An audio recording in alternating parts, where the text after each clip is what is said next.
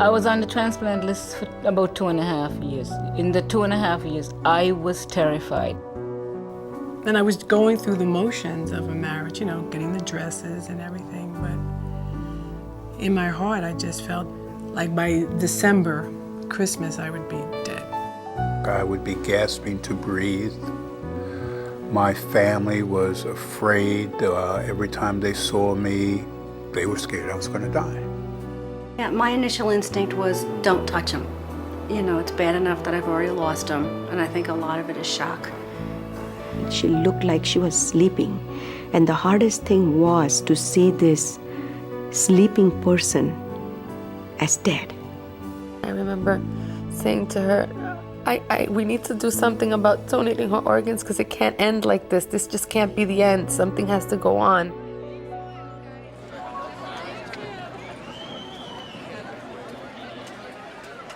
It really does bother me, all the preconceptions, because there's so many people uneducated out there, and at the moment where they could have that decision to make, they won't be informed, and then they may lose the opportunity to donate.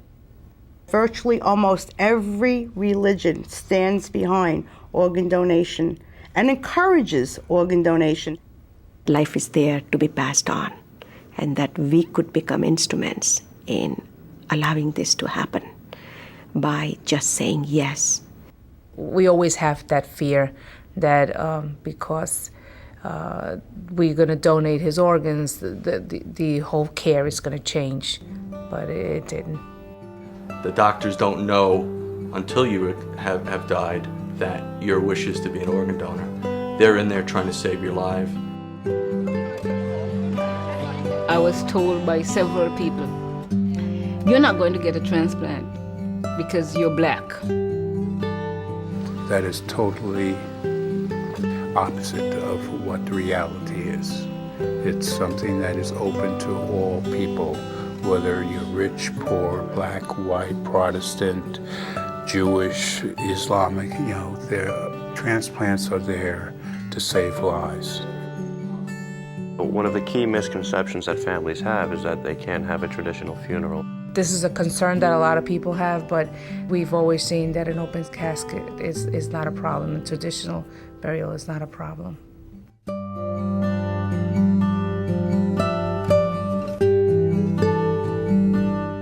I realized I was alive and I had new lungs. It was, I can't express it. It was the happiest day of my life.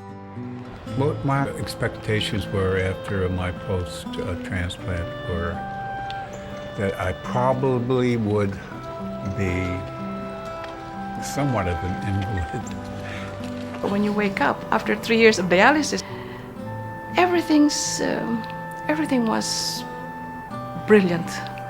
Now I can make plans. I can run my dance school, my mom's real estate business. I'm very, very, very happy to be here. I really embrace the fact that I can wake up in the morning, feel healthy, and be able to do everything that I can do because of that transplant. One donor can save up to 8 lives through organ donation, and up to 50 lives can be enhanced through tissue donation. When they told me Rick had donated to 47 people, I was very surprised initially. Organ donation is more than just donating the major organs. It's donating tissue, heart tissue, bone tissue, skin tissue. To see your child in a bed, he's breathing, he's soft, he's warm, but he's dead, is a very, very hard concept to understand. The New York Organ Donor Network, the counselors were excellent at explaining that. It's a crucial part of my job to translate for these families what the physicians have told them in medical terminology and putting that into layman's terms where they can understand the process of what's going on with their loved one. I need to build a relationship with the family, and I don't think anyone says yes to donation to a stranger. They really need to know that person. Just as much as I need to know them, they need to know me.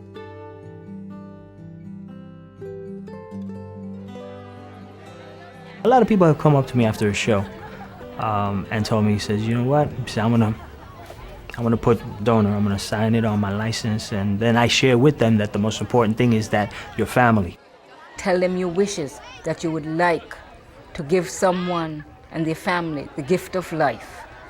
We make arrangements for funeral, we make arrangements for writing wills and trust, and organ donation is part of the whole thing, and it should be talked about. This is such a miracle of life. I could not imagine going through life at this point, losing our son Rick, if he wasn't an organ donor. Organ donation, the gifts of life, is a chance. It's a chance, and if you're given that chance, then take it. He has 5 people that are alive because of him. Those 5 people have families that are enjoying their loved ones, and so on. And it just keeps growing, and it just becomes a big circle. It's not just Paul now. It's a lot of people that have been touched by Paul's gift. We were planning a funeral, and now every day we have a celebration. I have the sense of closure, the one that I loved and could do nothing about losing. I was able to let her live on through someone else, someone else's.